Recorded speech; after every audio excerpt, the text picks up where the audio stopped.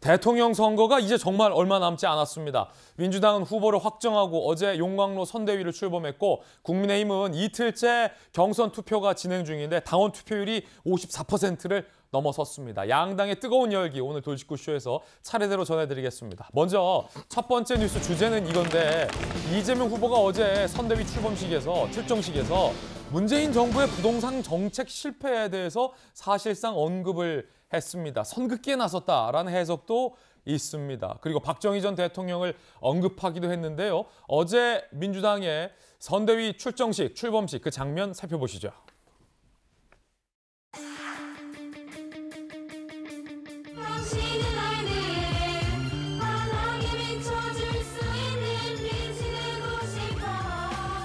경쟁할 때 경쟁해도 하나 될 때는 하나 됐습니다. 민주당답게 승리하고 새로운 역사 다시 만들어야 합니다. 그 길을 우리 모두 함께 하십시다. 이제 이재명 후보가 바로 민주당입니다. 저와 여러분, 우리 모두는 이제 이재명입니다.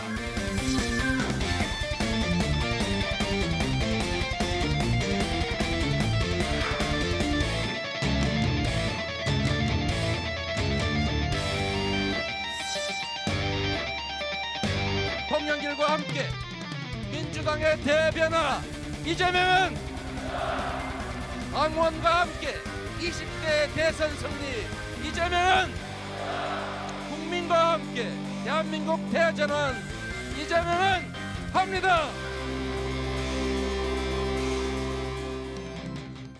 이재명 후보는 현 정부, 문재인 정부의 부동산 정책 실패로 많은 국민들에게 고통과 좌절을 주었다라며 사실상 문재인 정부 부동산 정책 실패를 언급을 했습니다. 그 대목 들어보시죠.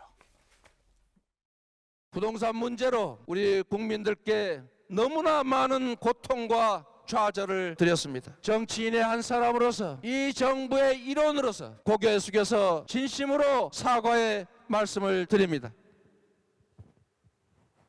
이재명 정부에서는 이런 일이 다시는 발생하지 않을 것입니다. 집권 후에는 최우선으로 강력하고 대대적인 부동산 대개혁에 나서겠습니다. 부동산 불로소득 공화국이라는 이 오명을 이재명 정부의 명운을 걸고 확실하게 청산하겠습니다, 여러분. 자, 이재명 기자, 이 대목이 상당히 많은 조간신문들이 흥미로운 포인트로 꼽았는데 현 정부의 많은 국토부 장관들이 수많은 부동산 정책이 있었지만 부동산 정책 실패를 공식적으로 자인하고 사과했던 적이 있었던가요?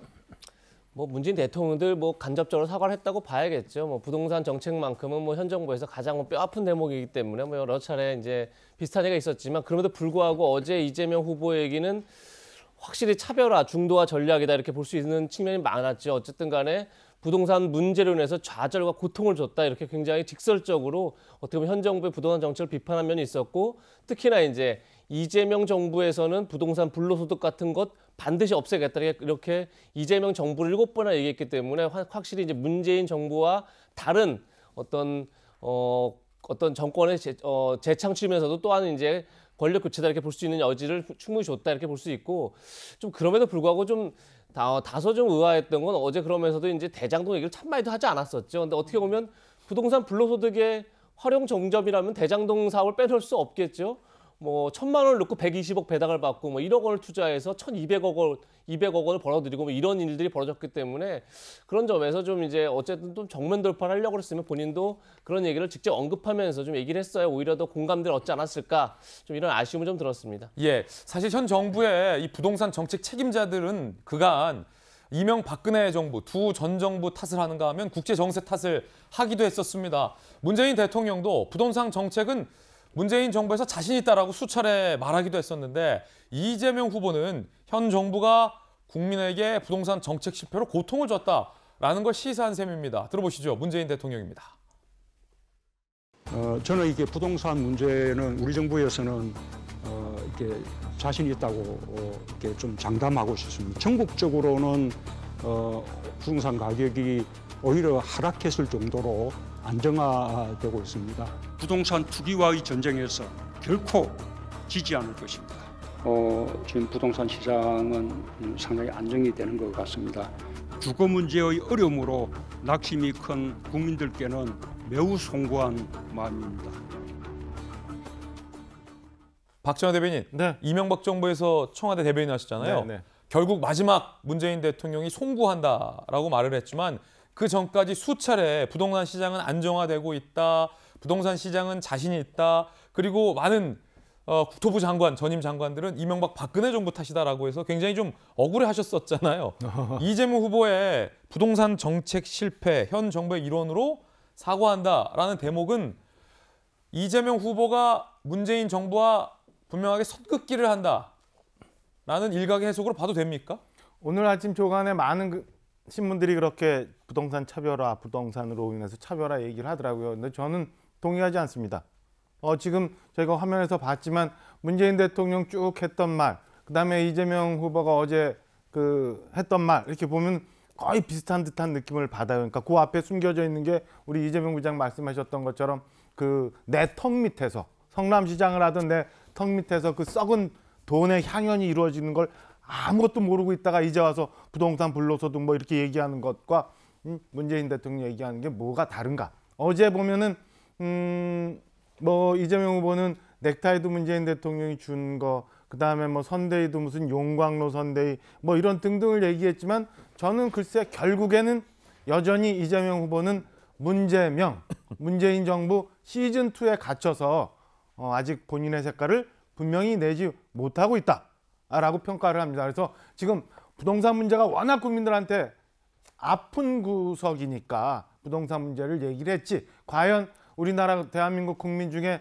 몇 분이 이재명 후보가 어제 얘기했던 부동산 불로소득만은 과감히 없애겠다라는 저 말을 믿을까? 저는 많지 않다고 생각을 합니다. 그래서 저는 이재명 후보가 여전히 용광로 선대위라고 얘기했지만은 그냥 다 이렇게 저렇게 모은 것처럼, 그리고 어제 뭐 갑자기 박정희 대통령을 얘기하면서 재난지원금을 또 추진하는 이런 좀 모순된 상황, 문제명이라는 모순된 상황에 갇혀서 아직 헤어나지 못해서 이재명 후보 다음을, 이재명 후보의 색깔을 드러내지 못해서 대한민국 국민의 중도층에 접근하기가 쉽지 않은 국면이다, 이렇게 평가를 합니다. 박정희 전 대변인의 의견 들어봤는데 전용기 의원 옆에 계시니까 또 바로 입장 여쭤보겠습니다. 전용기 의원은 이재명 캠프에서 대변인을 맡았었던, 또 이재명 후보의 생각을 누구보다 잘하는 의원인데 민주당 내부에서도 상당히 좀 여러 가지 표현들이 많은데 궁금해요. 앞서서 이제 박정희 전 대변인은 문재명이다라고까지 이제 야당에서 표현했는데 송영길 대표는 이재명이 돼도 정권 교체다라고 말씀하시잖아요. 정권 연장입니까? 정권 교체입니까? 국민들이 뭐 판단하실 거라고 저는 그렇게 생각을 하고 있습니다. 사실 어저께 있었던 그 선대위 발대식 현장에서 이재명 후보가 했던 것은 문재인 정부에 있었던 빛과 그림자 모두가 이재명의 과오일 수 있고 이재명의 빚일 수 있다, 이렇게 표현을 하셨거든요. 그래서 국민들이 고통과 좌절을 느꼈던 부분에 대해서 사과를 했던 것이고 부동산 대개혁을 예고했던 것입니다. 지금 우리 박정희 대변인께서 말씀을 주셨지만 대장동이라는 민간 합동 개발이라는 지금까지 없었던 개발이 있었기 때문에 부동산 투기라는 부동산 개발 회사가 얼마나 막대한 개발 이익을 얻는가를 우리 국민들께서 보실 수 있었던 그런 역할을 했다라고도 볼 수 있습니다. 그렇기 때문에 충분히 부동산 대개혁을 할 수 있다고 보고 있고요. 우리가 민간 합동 개발을 하지 않았으면 민간의 영역에서 얼마의 이익을 가져가는지조차 가늠할 수 없었는데 이 사안을 가지고 이제 국민들께서도 반전문가 이상이 됐다고 봅니다.